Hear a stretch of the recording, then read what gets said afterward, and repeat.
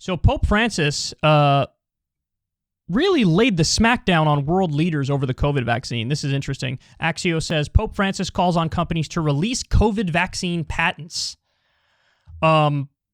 He's right. He's right. Now, I want to read you more of what he said, but before I do, isn't it... I mean, think about this, guys. We have a guy who's the head of a religion, effectively just a large cult. By the way, with mass pedophilia that went on inside that cult, as we learned from even new reports, in this instance with France in particular. He's an old dude in a robe wearing a funny hat, and homeboy has better opinions than the entirety of the U.S. political structure. Virtually all the politicians, save a few progressives who are on the right side of this. And the reason why the old, out-of-touch man in a robe and a funky hat has better politics on this stuff is because he's not bought by Big Pharma, so he can state the obvious. Hey, maybe we should lift the patent protection so that we can get vaccines around the world, and I don't know, not only save countless lives up front, but also prevent a new variant that might eventually be vaccine resistant. Seems like pretty important. Like, what everybody needs to understand is it's in everybody's interest to vaccinate the developing world. By the way, it's only like 2% of Africa that's vaccinated. And this idea that Bill Gates had of like a charity approach, it's woefully inadequate, and he knows it's inadequate. He's a monopolist, and he wanted them to keep their patents so they get rich. Okay, I want to read you more of what the Pope said, because he didn't just go in on this issue.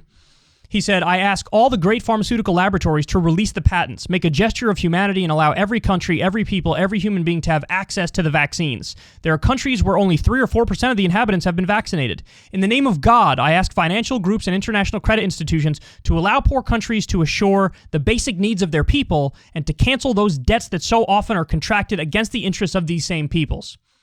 That's a wink and a nod to student loan debt elimination, for example, in the United States. In the name of God, I ask the great extractive industries, mining, oil, forestry, real estate, agribusiness, to stop destroying forests, wetlands, and mountains, to stop polluting rivers and seas, to stop poisoning food and people.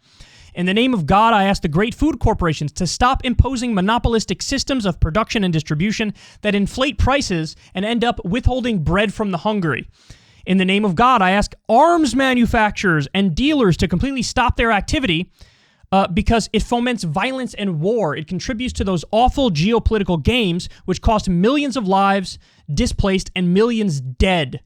The Pope said all this stuff. In the name of God, I ask the technology giants to stop exploiting human weakness, people's vulnerability for the sake of profits without caring about the spread of hate speech, grooming, fake news, conspiracy theories, and political manipulation.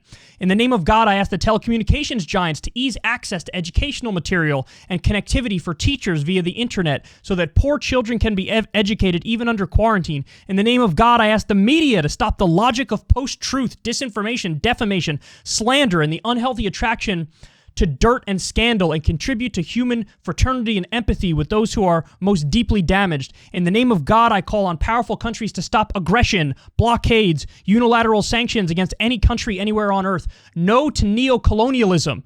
Conflicts must be resolved in multilateral fora such as the United Nations. We have already seen how unilateral interventions, invasions, and occupations end up, even if they are justified by noble motives and fine words. This system, with its relentless logic of profit, is escaping all human control. It's time to slow the locomotive down, an out-of-control locomotive hurling towards the abyss. There's still time. God damn, son. God damn. Pope went full Bernie Sanders there. Listen, he's right. And again, the reason why an out-of-touch dude in a robe and a funky hat is right is because he at least isn't bought by industry, so we can see things plainly for what they are. That's not to say he's so wonderful, it's to say the system is so grotesque and the people are so corrupt within it. And to not lift the patent protections on the vaccine is literally genocidal. It is literally genocidal. And he knows that. He knows that. So you want to protect the profits for Pfizer and Moderna? Okay, then don't lift the patent protections. But we all see the game that's going on. We all know this is for greed and for the bottom line. If we have what is effectively a cure to this thing, and we can get past COVID if we hit herd immunity and we get enough people vaccinated. Don't tell me we shouldn't do this. Simply to protect the bottom line for a tiny number of people. It's nonsense. Just like with the polio vaccine, Jonas Salk famously said, would you patent the sun? So in other words, of course I'm not going to patent this. It's crazy. Make money off this when I could cure this illness? Are you crazy? That's how we need to look at this too. But Big Pharma has such a stranglehold on our politics, not just in the US, but the world over, that we can't lift the patent protections. I think that every laboratory that can should make the vaccines, and then there will be a case over it, and there could be a massive showing of support for the people who wanted to eradicate this illness. Because the way the system works is so grotesque and so disgusting that people who are keeping it in place have to get their comeuppance eventually, and they will. I think they will. It's genocidal to not lift the patent protections. It really is.